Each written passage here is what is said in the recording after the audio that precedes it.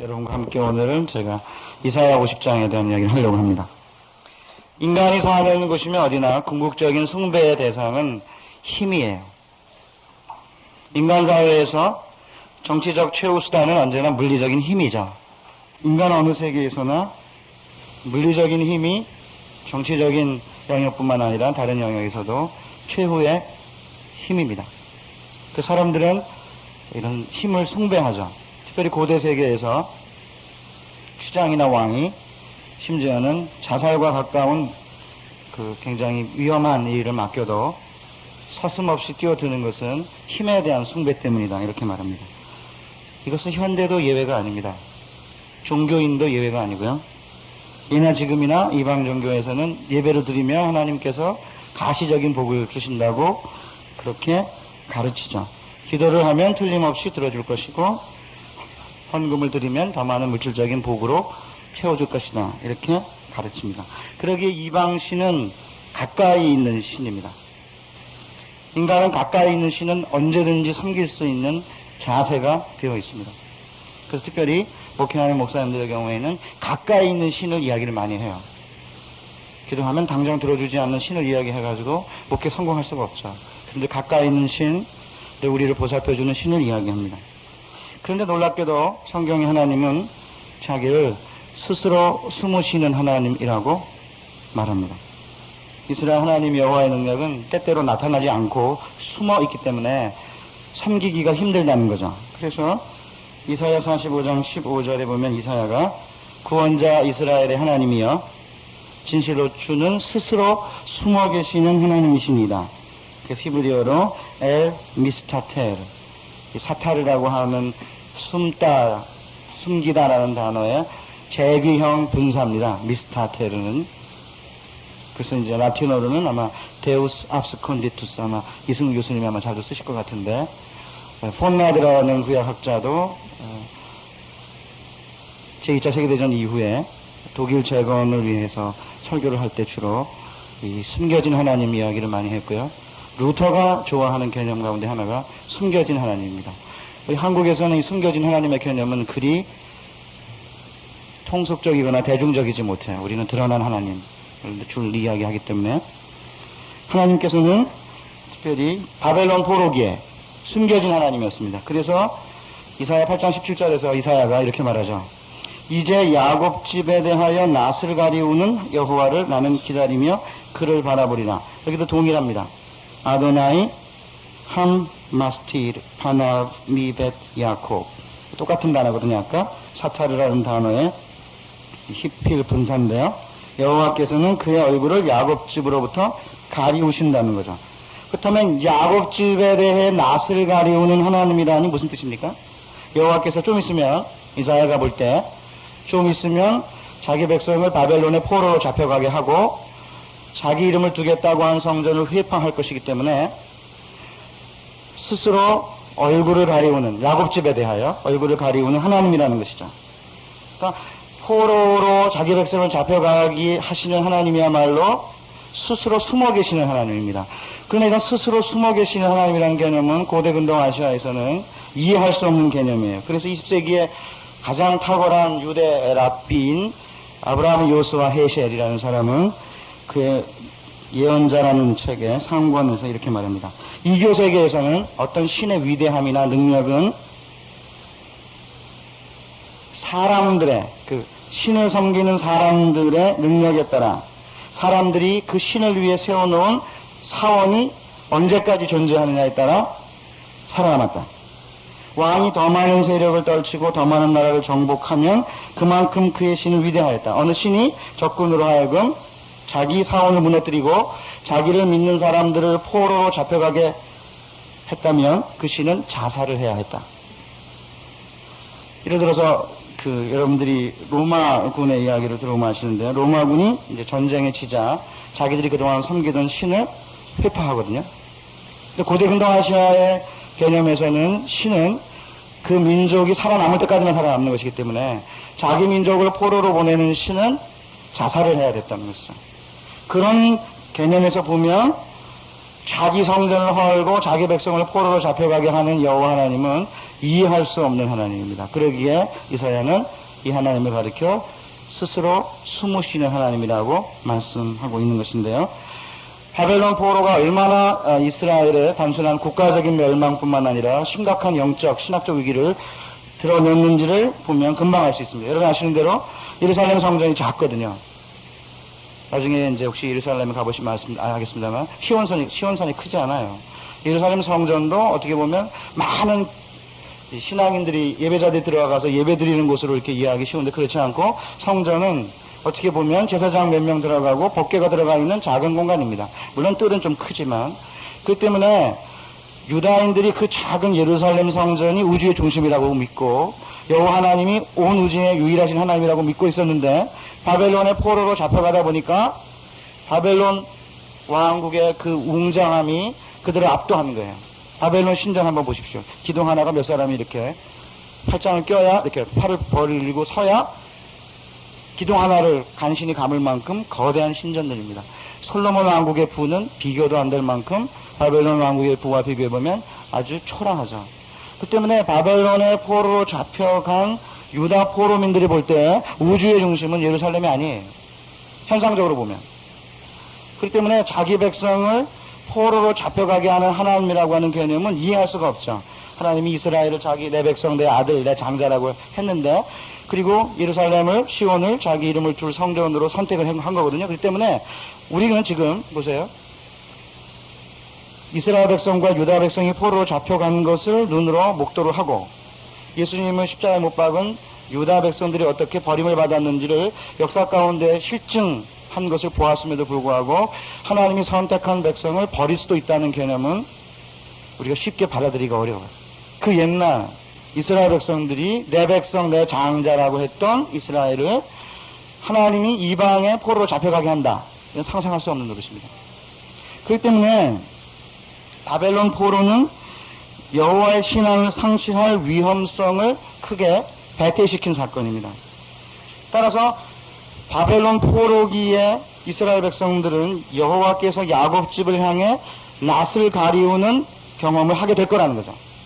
하나님이 스스로 숨으시기 때문에. 하나님이 스스로 숨기에 야곱 집에 대하여 낯을 가리우게 되면 이스라엘은 무신론적으로 방향을 트는 게 아니라 바벨론 신을 섬기려는 유혹적으로 갈 가능성이 많은 거죠. 왜냐하면 훨씬 성공적으로 보이기 때문에 당시 상황에서. 예나 지금이나 이방 종교는 가까이 있는 신이기 때문에 자기를 섬기는 자에게 보상을 한다고 가르쳐요. 그렇기 때문에 바벨론 포로기는 유다인들에게 국가적인 멸망이라는 민족적 위기뿐만 아니라 여호와 신앙을 포기할 수도 있을 심각한 영적 신학적 위기를 만들어낸 겁니다. 그런데 저는 오늘 한국교회가 바벨론 포로기의 한 측면을 공유하고 있다고 저는 생각합니다. 일제시대 압제를 받다가 지금 해방됐잖아요. 물론 그 출애굽으로 보는 건 뭐 사실은 문제가 있습니다만 어쨌든 유비를 해보면 한국교회가 꾸준하게 성장한 다음에 70년대, 80년대 물론 해방부터 따지면 해방한 다음에 성장을 거듭하다가 6.25로 남북이 갈라져요. 물론 남방 유다와 북방 이스라엘이 갈라진 것과 유비할 수는 없지만 어쨌든 하여튼 비슷한 부분이 있어서 제가 말씀을 드리는 것인데요. 70, 80년대 급속한 성장을 거두거든요. 그러다가 이제는 교회가 마이너스 성장입니다. 그러기 전에 제가 전도사 시절만 하더라도 제가 친월동이라고 하는 철거민촌에서 전도사 생활을 했는데 천막교회였습니다. 뭐 제가 등에다가 북을 짊어진 것은 아니지만 젊은 튼튼한 청년 하나 불러다가 등에다가 북을 짊어지고 동네 한 바퀴를 북치고 돌아다니면 아이들이 줄줄이 따라왔습니다. 사탕 몇 개만 나눠주거나 아니면 공책이나 연필 나눠주면 아이들이 너무나 좋아해서 교회 오는 거예요. 천막이었는데 교회가. 융판동화 슬라이드만 보여주면 시천마루 뿅 갔는데 지금은 아무리 좋은 공간에서 좋은 교재를 가지고 시청각 교재를 가지고 해도 아이들이 오지 않아요. 그래서 저는 한국교회가 점차 한국 사회에서 후기 기독교 시대로 접어들면서 이스라엘인들의 포로됨이라는 역사적 측면을 우리가 공유하고 있는 게 아닌가. 물론 저는 아까 이렇게 이스라엘 역사를 한국 역사를 이렇게 유비시켰는데 저는 그 얘기가 아닙니다. 지금 한국교회는 어떤 측면에서는 여호수아에 나타나는 역사적 체험을 공유하고, 어떤 교회는 지금 팽창하니까, 어떤 교회는 사사기적 측면을 공유하고 있고, 어떤 교회는 포로기적 측면, 이게 다양한 측면을 공유하고 있지만, 전반적으로 본다면, 하나님이 한국교회에 대하여 낯을 가리우는 시기로 접어든 게 아닌가라는 생각을 저는 하게 되는 거죠. 그렇다면, 여러분, 하나님의 부재를, 아마 지금 어떻게 보면, 많은 교회에서 성령 축제를 강조하는 이유가 혹시 제 높아심입니다. 하나님의 부재를 너무 많이 느끼기 때문에 하나님의 부재에 대한 느낌과 체험이 너무 크다 보니까 그 강도가 오히려 더 반대로 가서 이제 성령, 이렇게 말하면 성령 축제 아니면 성령 폭발 아니면 뭐 그냥 안 되니까 영적 대각성, 이렇게 굉장히 언어가 큰 개념으로 이렇게 폭발하고 있는 것 같아요. 사실 대부분의 많은 교회에서는 하나님은 한국교회에 대해서 낯을 가리우는 시기로 점차 접어들고 있는 게 아닌가, 그런 느낌을 갖게 됩니다. 그렇다면 하나님의 부재를 느끼기 시작하는 한국교회에서 여러분들이 현재 목회를 하시거나 아니면 앞으로 목회자가 되실 터인데, 그러면 하나님의 임재를 많이 느꼈던 과거의 한국교회의 상황 속에서 젊은 시기를 보냈던 우리들에게는 이게 심각한 고민이에요.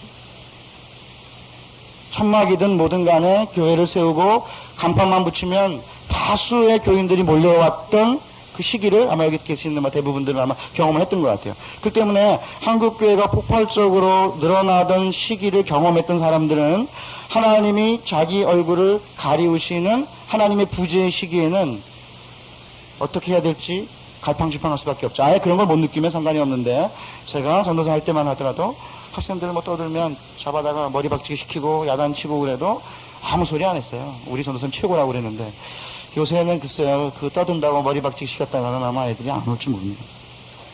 제가 재수를 했는데, 재수할 때 예배를 7번씩 드려도 주일날 공부한다는 생각은 한 적이 없습니다. 지금은 중직자들이 주일날 아이들 학원 보낸다고 교회에 안 보냅니다.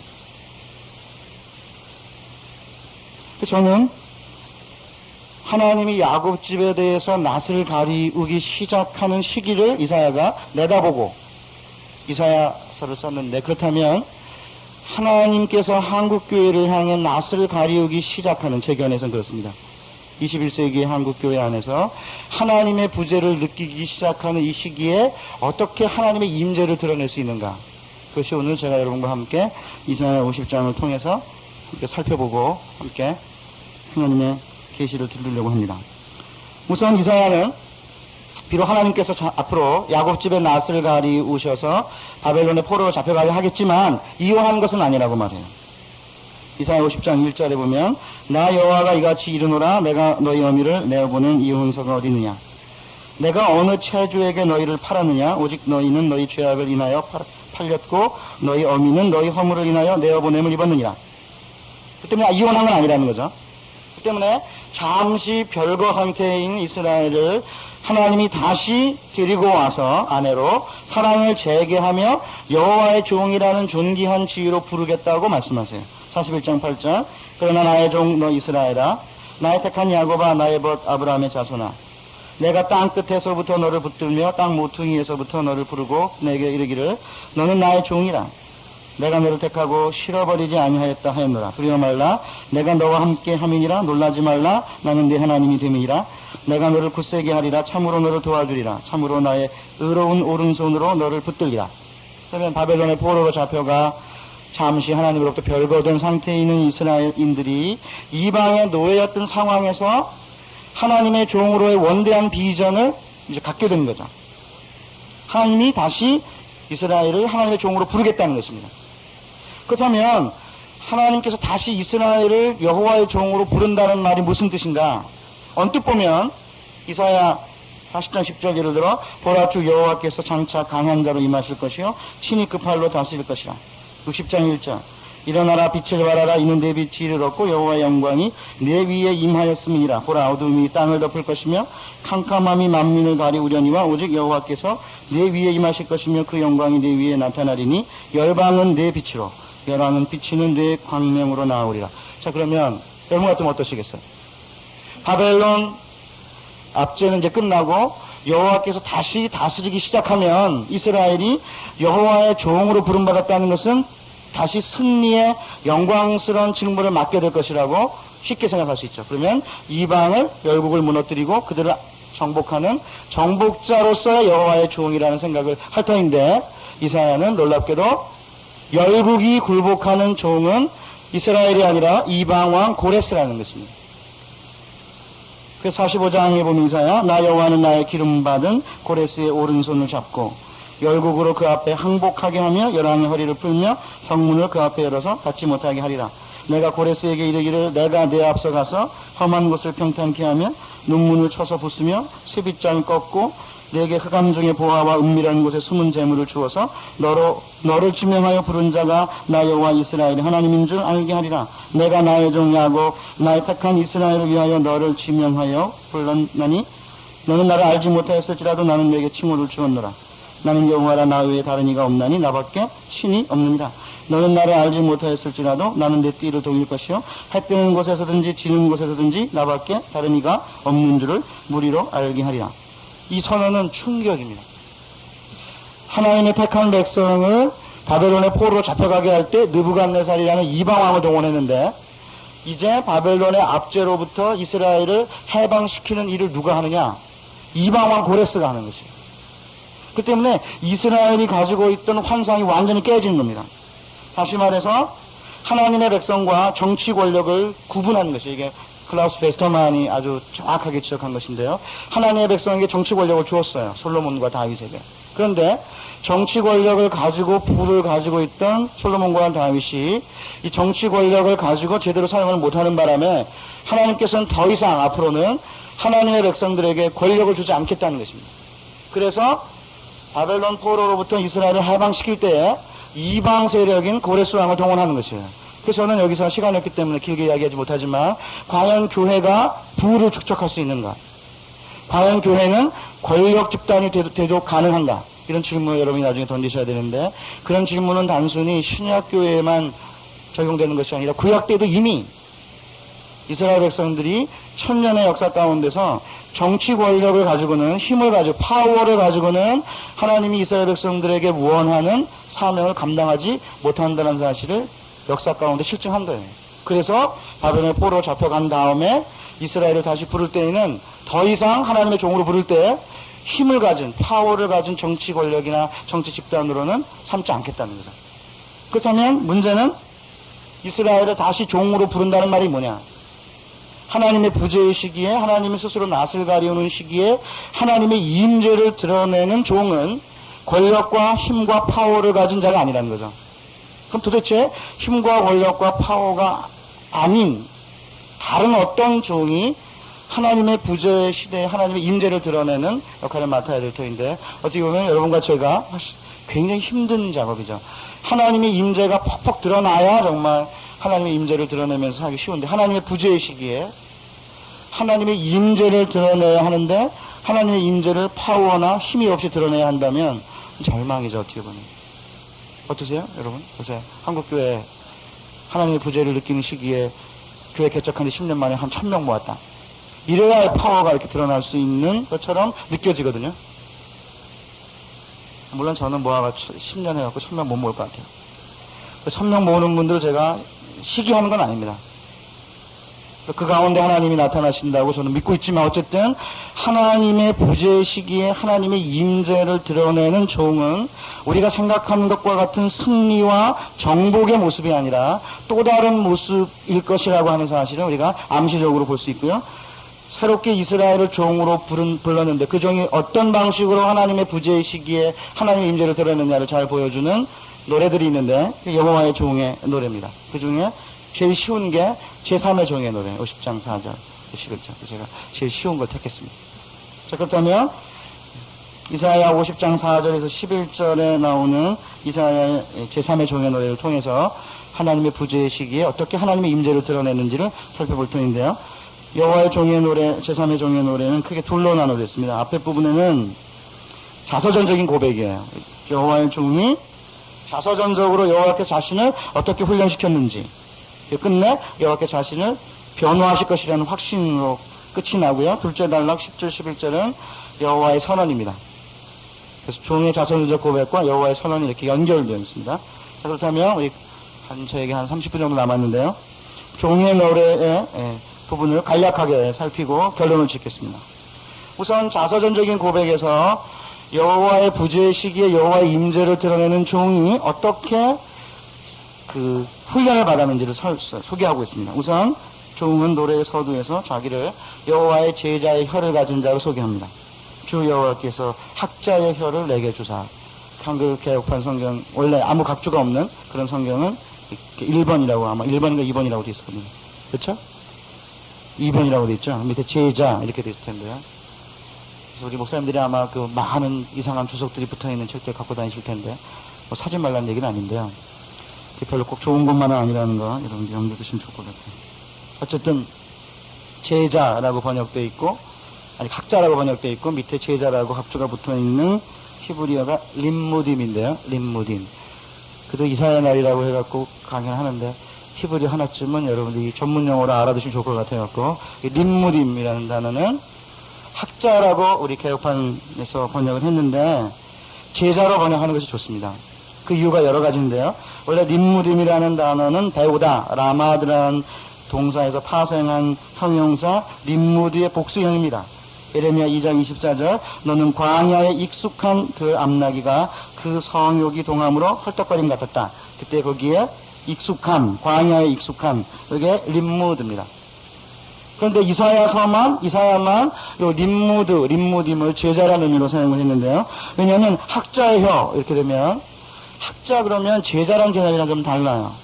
그래서 학자 혀를 달라고 그러면 이제 많은 사람들이 뭐 웅변, 뭐 사실은 학자들은 웅변이 아니죠.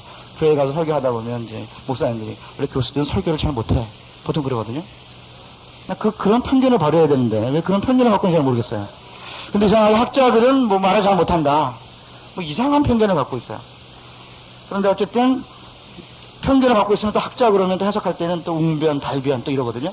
그래서 이 사실은 굉장한 딜레마인데 여기서는 제자입니다. 제자는 무슨 뜻이냐면 학자라 뭐 많이 배웠다 그런 의미가 아니라 제자란 말은 선생이 전해준 말만을 전달한다는 의미에서 제자입니다. 물론 요사이는 많이 달라진 것 같아요. 우리 이제 학생들이 학교에서 가르쳐주면 학교에서 많이 안 배우고 엉뚱한 데서 배워가지고 제자하고 뭐 선생 사이가 이게 잘 연결이 안 돼서 과연 제자가 선생이 전해준 말만을 전하느냐 이렇게 질문을 던지면 글쎄 우리는 중고등학교나 교회나 다 사교육이 발달해 있어가지고 저희 딸내미들 보면 공교육에는 제대로 안 배우고 학원 다니면서 배우거든요. 신학교도 똑같아요. 제가 보면 공교육 때는 안 배워요.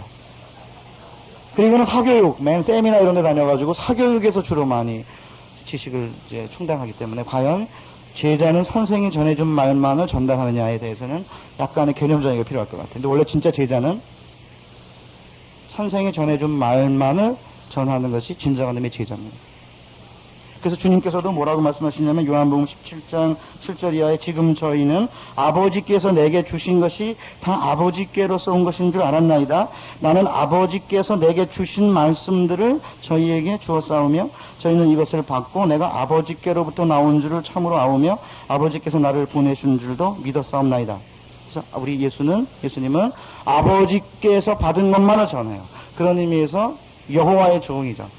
왜냐하면 종은 제자의 혀를 갖거든요. 그러니까 제자의 혀란 말은 선생이 전해준 말만을 전달한다는 의미에서 그렇습니다. 그렇다면 하나님이 부재한 시기에 하나님의 임재를 드러내는 사람들이 누구냐? 선생이 전해준 것만을 전하는 제자의 혀를 가진 자입니다. 그렇다면 제자의 혀를 가진 자가 뭐 때문에 제자의 혀를 갖느냐? 그 다음에 나와요. 나로 곰핍한 자를 말로 어떻게 도와줄 줄을 알게 하시고. 그러면 여호와의 종은 제자의 혀를 가지고 곰핍한 자, 피곤한 자를 말로 돕는 자입니다. 그러면 도대체 누가 곰핍하냐? 누가 곰핍하냐면 이스라엘이 곰핍해요. 이사야 40장 28절 이하에 보면 너는 알지 못하였느냐? 듣지 못하였느냐? 영원하신 하나님 여호와 땅 끝까지 창조하신 자는 피곤치 아니하시며 곤비치 아니하시며 명철이 한이 없으시며 피곤한 자에게는 능력을 주시며 무능한 자에게는 힘을 더하시나니 소년이라도 피곤하며 곤비하며 장정이라도 넘어지며 자빠지되 오직 여호와를 앙망하는 자는 새 힘을 얻으리니 독수리의 날개치며 올라감 같을 것이요 다른 박질하여도 곤비치 아니하겠고 걸어가도 피곤치 아니하리로다. 피곤이라고 번역되어 있는 네 군데의 단어가 곤핍한 자라는 단어랑 같은 단어예요. 그러면 이스라엘이 곰핍해진 거죠. 왜? 이스라엘이 왜 곰핍해졌죠? 40장 27절에 야곱아 내가 어찌하여 말하며 이스라엘아 내가 어찌하여 이르기를 내 사정은 여호와께 숨겨졌으며 원통한 것은 내 하나님에게서 수리하심을 받지 못한다 하느냐. 왜 곰핍해졌죠?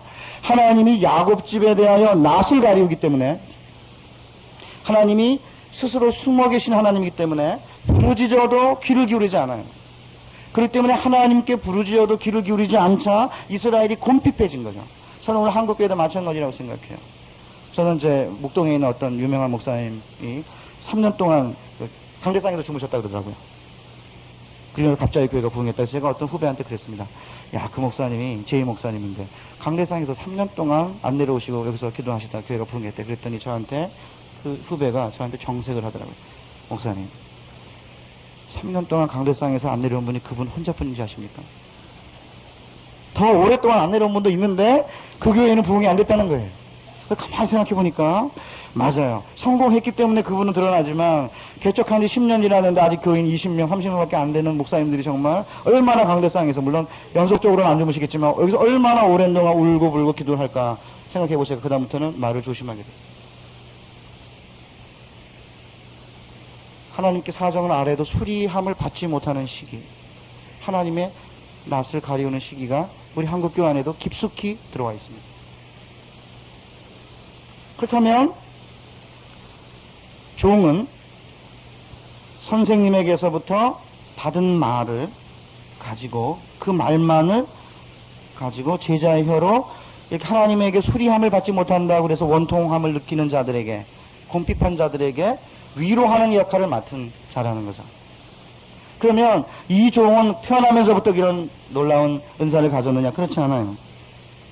어떻게 해서 피곤한 자들을 스승의 말로 위로하는 제자혀를 갖게 되었는가? 종은 제자혀를 갖는 일은 오랜 동안의 훈련의 결과라고 말합니다. 아침마다 깨우치시되, 4절이에요. 나의 귀를 깨우치사 제자같이 알아듣게 하시는도다. 여기에 아침마다는 히브리어로 바보케르 그래서 아침마다, 아침에 이렇게 반복되어 있거든요.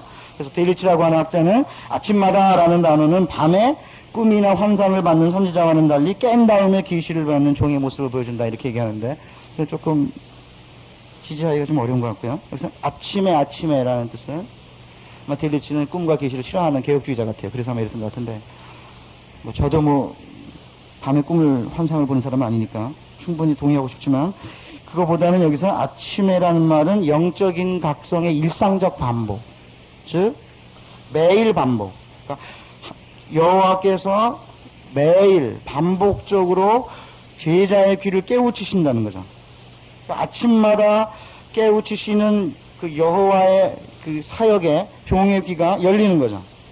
그러니까 여호와께서는 왜 아침마다 종의 귀를 깨우치시는가? 종의 귀를 아침마다 깨우친다는 말은 제가 아까 얘기한 일상적인 반복입니다. 종은 일상적으로 여호와의 귀를 깨우치시는 제자 훈련을 받은 자라고 볼 수 있겠죠. 그렇다면 왜 하필이면 귀를 깨우치는가? 눈이 열리게 하면 좋을 텐데. 눈이 열려가지고 환상 보면 훨씬 분명한데요. 내가 딱 보니까 너 오늘 무슨 일 당하겠다. 그러면 딱 맞아 떨어지면 그 다음에는 목사님의 권위가 확 올라갈 텐데.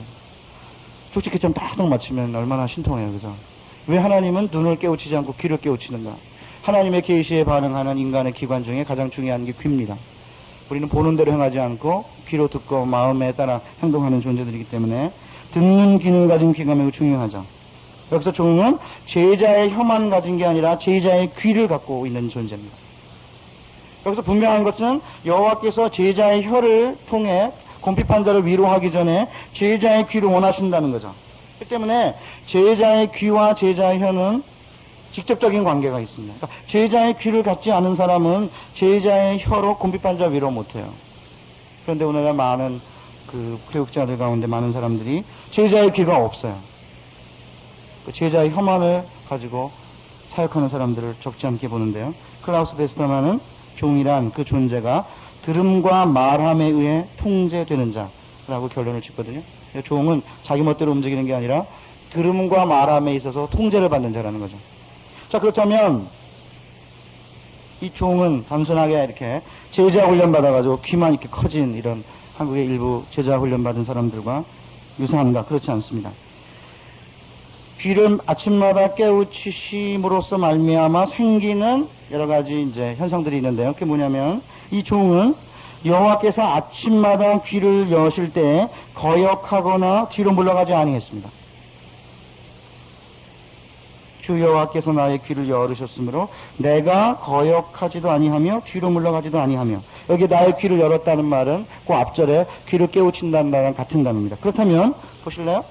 아침마다 여호와께서 귀를 깨우치고 귀를 열면 이 종은 거역하지도 않고 뒤로 물러가지도 않았다고 했는데, 이것은 이스라엘과 정반대되는 모습을 보입니다. 이스라엘은, 그 전에 이스라엘은 63장 10절에 보면 이사야, 그들이 반역하여, 여기 반역한다는 단어가 거역하다는 우리의 본문의 단어와 같은 단어예요. 주의 성신을 근심케 하였으므로 그가 돌이켜 그들의 대적이 되사 친히 그들을 치셨더니, 여기에 여기 여호와의 종, 제3의 종의 노래에 나오는 여호와의 종은 그 전에 이스라엘과 다른 거예요. 그 전에 이스라엘은 여호와의 말씀을 들으면 거역해요. 그리고 아니면 뒤로 물러나거나, 둘 중에 하나죠. 거역하거나 뒤로 물러나는 데 반해 이 종은, 이 여호와의 종은 아침마다 귀를 깨우치실 때 여호와의 말씀을 듣고 거역하거나 뒤로 물러나지 않았다는 거죠. 그 점에서 이 여호와의 종은 그 전에 이스라엘과 달라요. 그렇다면 단순히 거역하거나 물러나지 않았다면 무슨 일이 생깁니까? 거역하거나 물러나지 않다가 보니까 순종하다가 고난을 당해요.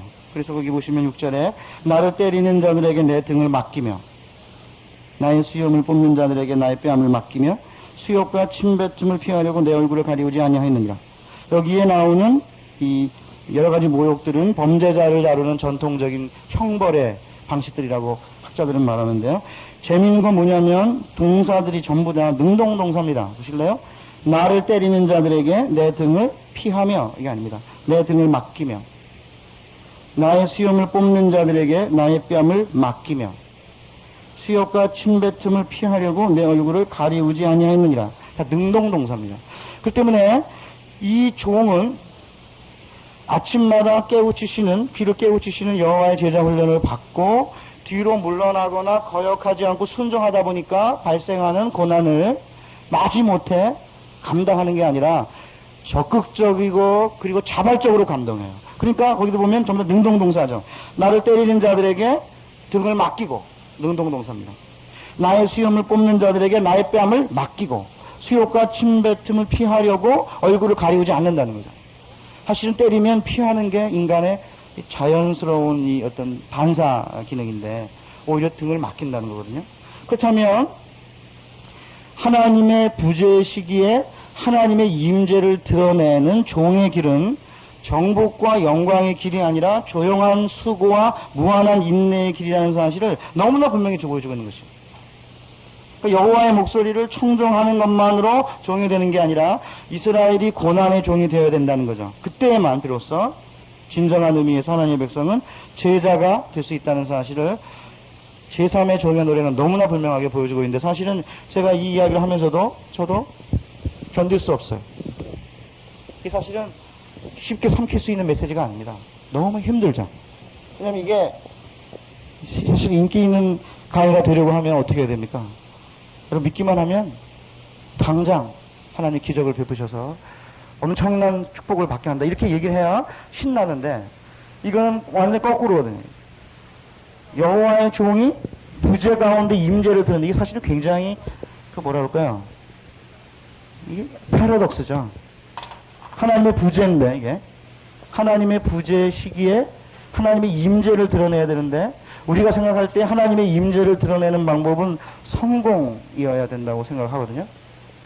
하나님의 부재의 시기에 하나님의 임재를 드러내는 방법은 통속적으로 생각하면 성공의 길이에요. 그런데 오히려 이사야 50장은 전혀 반대입니다. 하나님의 부재를 느끼는 시기에 하나님의 임재를 드러내는 종은 무한한 수고와 조용한 인내의 길, 고난의 길 아니고는 하나님의 부재의 시기에 하나님의 임재를 드러낼 수가 없다는 거죠. 이것이 여호와의 종이 감당해야 될 임무라는 것입니다. 그 때문에 여호와의 종이 아침마다 귀를 깨우치시는 여호와의 제자 훈련을 받고 그렇게 순종하다가 고난을 당할 걸 알면서도 반역하거나 뒤로 물러나지 않다가 당하는 고난을 능동적이고 자발적으로 감당할 때 비로소 그 체험적 순종으로 궁핍한 자를 위로할 수 있게 된다는 거죠.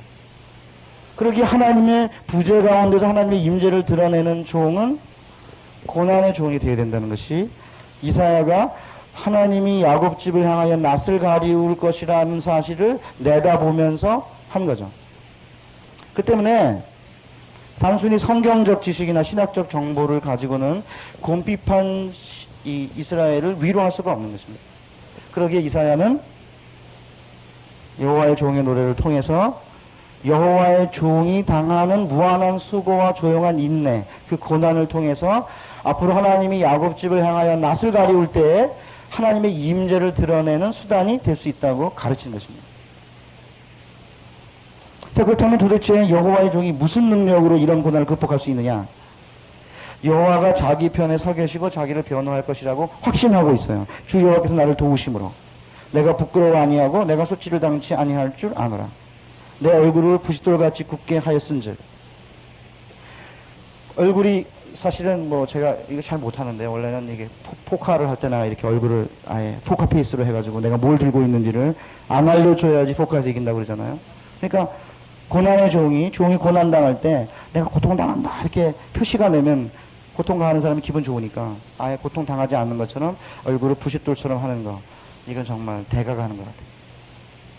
그래야지 이제 고통당하는 사람이 이게 힘이 들거든요. 얘는 왜 고통을 당하면 찌푸려야 되는데 왜 얼굴이 왜 이 모양이냐 이래가지고 힘들어야 되는데 그걸 잘 못해요. 저도 얼굴에 표시가 나가지고 그러시고 쉽지 않은데요. 여호와가 자기를 돕는다는 그런 강한 확신 때문에 이 일을 감당해낸 것이고, 끝내는 누구든지 나와서 자기와 법적 논쟁을 벌이자고 도전하죠. 왜요? 나를 의롭다 하는 이가 자기와 함께 계시기 때문에 누구든지 대적이 나오면 여호와께서 정죄하실 것이다. 그리고 그들은 옷과 같이 헤어지며 좀에게 먹힐 것이라고 확신을 토해내죠. 그 때문에 종의 노래를 요약하면 종은 5가지로 요약할 수 있습니다. 첫째, 종은 스승이 전하는 말만을 전하는 제자 혀를 가진 자입니다. 종은 날마다 반복적인 영적인 각성, 여호와께서 귀를 깨우치시는 제자 훈련을 받은 자. 셋째, 종은 여호와의 말씀을 들은 후에 뒤로 물러서거나 반역하지 않으므로 순종하는 자. 종은 이 순종을 할 때 다가오는 고난을 감수하는 자, 능동적으로. 그리고 고통 가운데서도 여호와에 대한 신뢰를 놓지 않는 자죠. 그렇기 때문에 하나님의 부재 시기에 하나님의 임재를 드러내는 종은 이 5가지의 기능을 감당하는 존재이기 때문에 실제로 이 5가지의 기능을 감당하는 이 종을 통해서 하나님의 부재 시기에 하나님의 임재를 드러내시겠다는 것입니다. 그리고 나서는 종의 노래 후반부에 화자가 바뀌어요. 여호와로. 그리고는 여호와께서 이스라엘 백성들에게 질문하십니다. 너희 중에 여호와를 경외하며 그 종의 목소리를 청종하는 자가 누구냐? 누구에게 지금 던지는 질문이죠? 이게 지금 보세요. 이 하나님의 부재의식인데, 하나님의 부재의식에 이게 제가 히브리어로 쓸게요. 에베드 아도나이, 여호와의 종이라는 뜻입니다. 왜 히브리어로 쓰냐고요? 제 마음입니다. 그래도 뭐 저 비사의 날이라고 이름을 붙여놨으니까 여호와의 종 이 사람을 통해 하나님의 부재의식이 하나님의 임재가 드러나는 거죠. 그래서 뭐라고 말해요? 하나님께서 흑암 중에 행하여 빛이 없을지라도 뭐라고 되어 있습니까? 그 다음에 지라도 여호와의 이름을 의뢰하며 자기 하나님께 의지할지어다. 그럼 무엇이죠? 하나님의 부재의식이는 여기는 흑암 중에 행하는 때입니다. 이 흑암이 있습니다. 자, 그러면 제 결론입니다. 이사야가 지금 현재 이쯤에 있습니다. 이사야가 내다보고 있습니다. 하나님의 부재의식이. 여기가 이제 바벨론 포로기인데요. 바벨론 포로기에 이스라엘이 하나님의 부재를 경험하게 될 것인데, 이사야는 지금 바벨론 포로기를 내다보면서 하나님의 부재의 시기에 누가 하나님의 임재를 증명하는 존재가 될 것이냐? 여호와의 종이라는 거죠. 여호와의 종이 어떻게 하나님의 부재의 시기에 하나님의 임재를 드러내느냐? 고난을 통해. 고난을 능동적으로 감수하면서도 하나님에 대한 신뢰의 끈을 놓치지 않는 사람을 통해서 하나님의 임재를 드러내실 거라는 거죠. 그리고는 자기의 종들에게, 자기의 제자들에게 이렇게 당부해요. 뭐라고 당부하냐면 끝에 가보시면 이사야 8장 16절에 너는 증거의 말씀을 싸매며 율법을 나의 제자 중에 봉함하라. 여기 제자가 림무드예요.